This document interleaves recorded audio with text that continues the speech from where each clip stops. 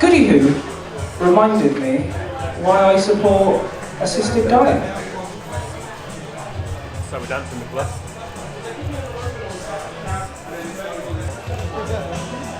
Ladies and gentlemen, please welcome the very funny, the very ginger, Kulak. Fuck you, I'm not one of you monstrosities, I'm not ginger, alright? I'm Schrodinger's brown. That's, it's not ginger. Because if you look at me from head up, I'm brown. If you look at me just the mouth, it's all ginger and it all goes wrong. Yes, my name is Andy Kulak, and yes, I am from a shit town. A shit town I'm sure not many of you have heard of. It's on the south coast of England, so I'm also not Welsh. I am English and damn proud of it. Yay! I was hoping for some booze, but that's quite nice actually. That makes a nice change, because usually you say you're English in Wales and you get boo! Like, there'd be no you without us. Stop it. Oh, that didn't go over well. But yes, I am from a very shit town, a town called Bognor Regis on the south coast of England. Does anyone here actually know where it is? So you have it right. Do you know Portsmouth and Brighton? Quite famous towns. So they're the two lovely curvaceous arse cheeks of the south coast. Bognor is the shitty little hole in the middle. It's where the old go to die and the young go to take over. It's a hell of a place. And it probably quite one of the reasons that I ended up this way, which, I don't know, the test results are still waiting. I was going to actually say, oh, I'm thirsty. So as you'll see, I'm not drinking beer. I am on the lime and soda. Now the wonderful thing about lime and soda, you can tell the alcoholic because they're the one drinking the lime and soda. You could just have a Coke or an orange juice, but no, it's the lime and soda is ubiquitous with it. I have a problem. This tastes almost like beer, it's fine. But I need to cut down on my drinking because, well, it's probably genetic. You see, my father was a raging alcoholic. I mean, I'm quite a nice alcoholic. I just get a bit loud, and I'm fairly loud. My father's not so nice. But I won't go too much into that. But needless to say, there was one time where we came home from church. I know, I used to go to church as well. Ooh, the plot thickens. I came back from church, little 8-year-old me, about this big.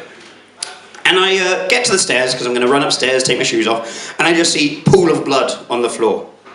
Huge pool of blood. It looks like an abattoir down there. And obviously, 8-year-old me is shitting myself. I'm thinking, what? Because I follow this trail of blood up, goes all the way to the top of the stairs.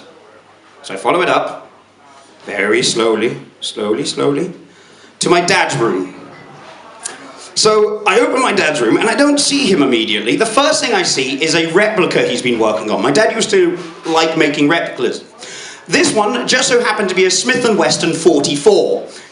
So I turn around to his bed and I see my father laying there, barely moving because he's at least 13 tins of special brew deep at this point, with a massive hole in his head, model gun on the table, blood at the bottom of the stairs. I've obviously thought he's fucking done it, he shot himself. No, turns out he just got pissed and tripped over his shoelace and hit his head on the cupboard at the bottom of the stairs. This was a weekly basis, this sort of thing, because it was very hit and miss with my dad. Either he hurt himself or... needless to say. But it wasn't all doom and gloom, my childhood. My mother was also delightfully insane, but she was a huge animal lover. We would just come home to find different animals, and one time she brought home a turkey as a pet. And I mean, she named it Santa, so it probably had a complex to begin with. But I've never dealt with a more vicious animal than this turkey. I've never heard a bird growl before, but one day I went into the run to go put to bed. It's like, what the fuck was that?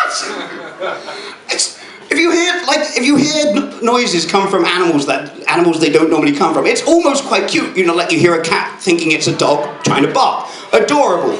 A dog thinking it's a cat trying to meow. Adorable. A turkey that thinks it's a lion is fucking terrifying.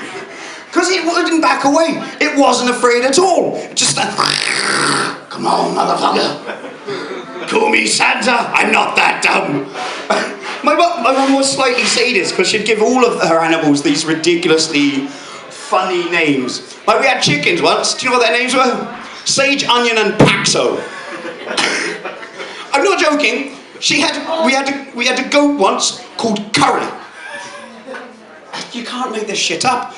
But I think I've been waffling on for about 5 to 6 minutes now, so I think I might let someone else have a go and say thank you very much for letting me waffle on and vent, because I don't do counselling. This is my counselling.